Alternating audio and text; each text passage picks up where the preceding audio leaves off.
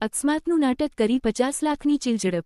અમદાવાદના કૃષ્ણનગર વિસ્તારમાં અકસ્માતનું નાટક કરીને 50 લાખ રૂપિયાની ચીલઝડપની ચોંકાવનારી ઘટના સામે આવી છે।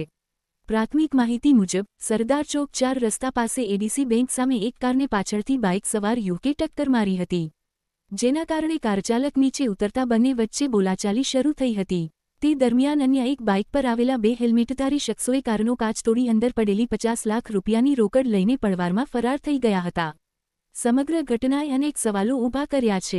કારમાં મોટી રકમ હોવાની માહિતી આરોપીઓને કેવી રીતે મળી અને શું આ સમગ્ર ઘટના કૃષ્ણનગર પોલીસ સ્ટેશન વિસ્તારમાં આજે સવારે મારુતિ પ્લાઝા છે, મારુતિ પ્લાઝાની જોડે એડીસી બેંક આવેલી છે। એડીસી બેંકમાં જે અમારો ફરિયાદી છે, ફરિયાદી બાપુનગરમાં આંગળીયા પેઢી છે, આંગળીયા પેઢીમાંથી 50 લાખ ઉપાડીને કોઠા હોસ્પિટલ તરફ જતો હતો।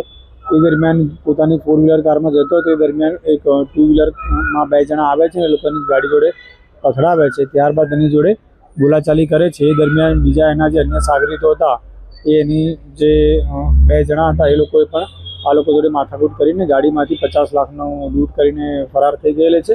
આ બાબતે કૃષ્ણનગર પોલીસ સ્ટેશનમાં ગુનો દાખલ કરવાની તજવીજ ચાલુ છે, તેમજ અમારી અલગ અલગ ટીમો બનાવીને એને ડિટેક્ટ કરવા માટે પ્રયત્નો કરવામાં આવી રહ્યા છે। ભોગ બનનાર છે એ ભોગ બનનાર જ્યાં નોકરી કરે છે, એ જે કોઠા હોસ્પિટલની કોઈ ફાર્મસી છે એમાં નોકરી કરે છે અને ત્યાંના જે રૂપિયા લઈને એ આંગળીયા પેઢીમાંથી ઉપાડીને ત્યાં આગળ જતો હતો। એમાં હતું કે એક્સિડન્ટ કરીને જે ગાડી ચાલકો છે, ગાડી ચાલકોને એક્સિડન્ટના બાને લોકોને વાતચીતમાં કરવાના અને એ લોકો જોડે માથાકૂટ કરીને એમનો અન્ય કોઈ સાગરીત હોય અન્ય સાગરીત એમાંથી પૈસા લૂંટીને જતો રહે છે, એ રીતની એમો હતી।